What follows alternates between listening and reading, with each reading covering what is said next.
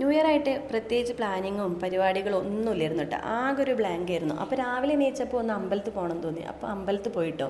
ഞാൻ ഒറ്റയ്ക്കാണ് പോയിട്ടുണ്ടായിരുന്നത്. അപ്പോൾ വീടിൻ്റെ അടുത്ത് തന്നെയാണ്. അപ്പോൾ അത് കഴിഞ്ഞിട്ട് നമ്മൾ നേരെ ഓഫീസിലേക്കായിട്ടാണ് പോയിട്ടുണ്ടായിരുന്നത്.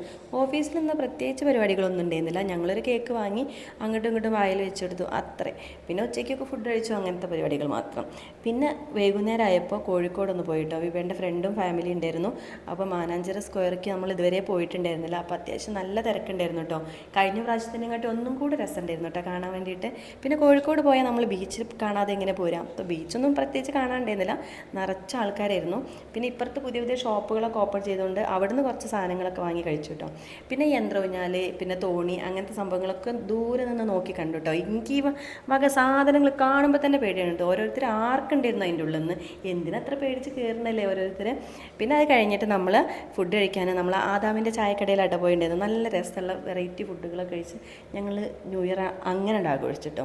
അപ്പോൾ വീഡിയോസൊക്കെ എല്ലാവരും കണ്ട് എല്ലാവരും ഒന്ന് സപ്പോർട്ട് ചെയ്ത് സബ്സ്ക്രൈബ് ചെയ്ത് പോകണം കേട്ടോ. ടാ.